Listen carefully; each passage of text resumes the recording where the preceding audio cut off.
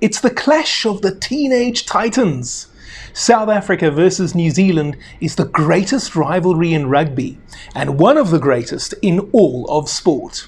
And on Saturday night in Rovigo, the two most famous rugby nations will again do battle. But this time, it will be at under 20 level, and the World Championship is at stake. In this episode, you are going to get a front row seat to the ultimate Junior Springboks Baby Blacks Under 20 World Championship preview. And we'll start by looking at the two matchday squads, starting with the Junior Springboks. Up front, we have Simpiwe Ngobese, Siposeto Mnebelele and Herman Libbe in the front row. Captain Riley Norton and JJ Turon are the locks, and then we have Holanyali, Batobele Hlekani and Wandile Mlaba as our loose trio. Let's go to the backline now, starting with the player of the tournament for me, Hashim Peed. Vusi Moyo is our fly half. Albie Bester and Dimitri Erasmus are the centres, with Yaku Williams and Cheswell Ewister on the wings. Guillermo Mentu is our fullback. And then the bomb squad is as follows. Yandre Skuman, Oliver Reed and Johnny Rasmus are the fresh front row. Yaku Grobelaar and Matt Ramau, as well as Stefanus Linder, are the other forwards in a 6-2 split, with Keanu Everson and Dominique Malchas, the pair of backs. No changes from the side that defeated Argentina in the semi-finals. This is our best available team, guys. Sian Dlozi, the only absentee there, and we know he's out with an injury, but Yaku Williams has come in and been brilliant, so we can't complain. Let's look at the young New Zealanders now. Sikapole and Robson Faliafa will pack down either side of Captain Manu Mawa Letiu. Xavier Tracy and Jaden Saar make up the second row.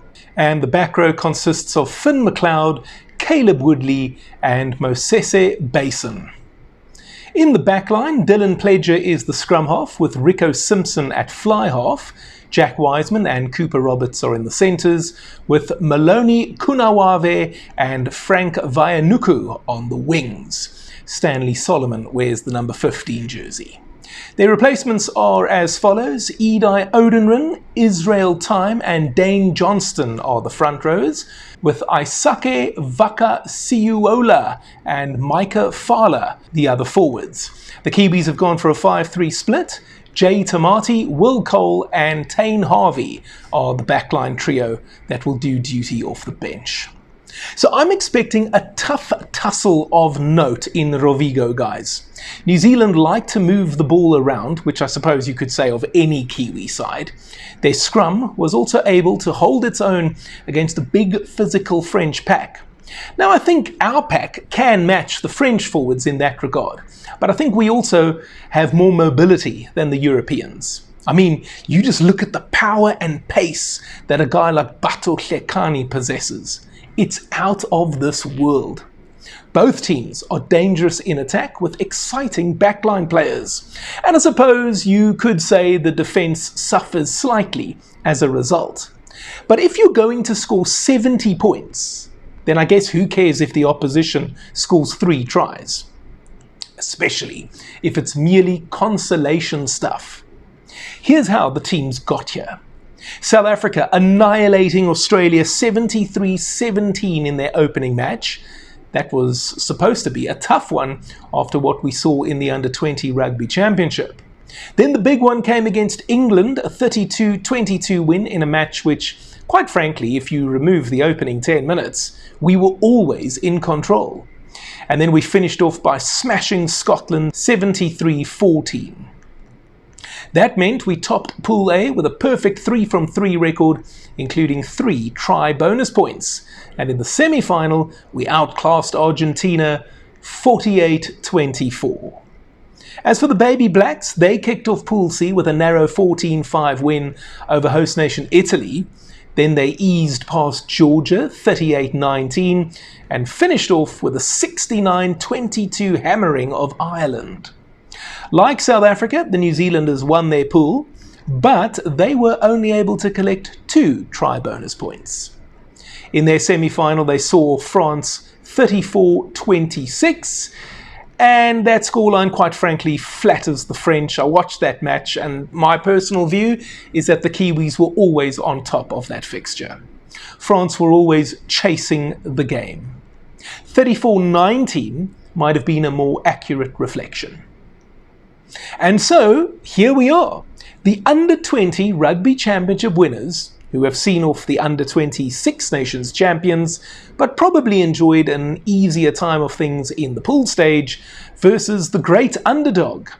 South Africa were mediocre in the Under-20 Rugby Championship, and honestly, coming into this tournament, all I was hoping for was revenge for what happened against Australia, and a semi-final berth if all went well. Remember, only the pool winners go through to the semi-finals, with one second place side going through. My thinking coming in was we would probably lose to England, beat Scotland, and then hopefully we can get past Australia, and that would hopefully be enough to get us into the semi-finals. I would have accepted that as progress. Instead, we have pitched up in Italy and blown everyone out of the water. Except for that one match against England, every other match has been total domination by our youngsters. And if you discount the opening 10 minutes against the English, then quite frankly, we ran over them too. All we have to go on in terms of recent meetings, though, between South Africa and New Zealand is the Under-20 Rugby Championship match in Gqeberha in May. On that occasion, the Junior Springboks raced into a 19-0 lead, but ultimately the baby All Blacks clawed their way back to win 48-45. Well, I don't think we're going to see quite that kind of a try-fest again in Rovigo.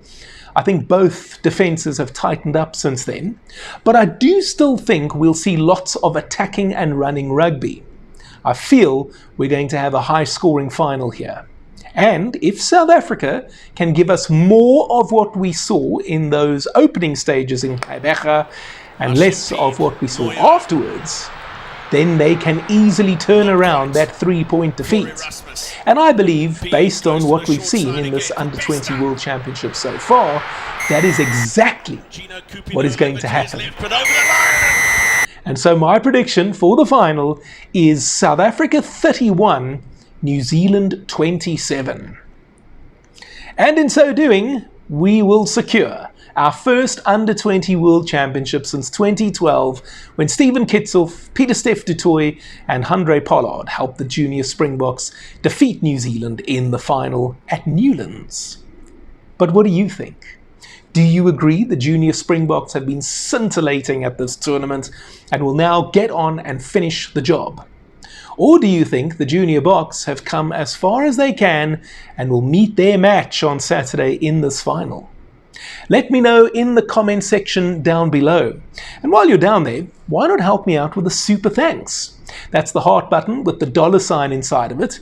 You'll be able to make a highlighted comment. I'll hit the love button on your comment, and I promise to reply too. You'll also have the opportunity to make a small donation to my channel. It's whatever you want it to be. It can be 10 Rand or 10,000 Rand.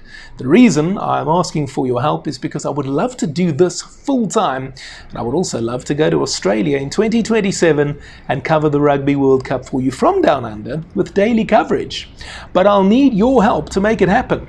Whatever you are willing to contribute, I will be very, very grateful. And if you used to work at Eskom and you got a lacquer payout, then I'm counting on you to do the right thing.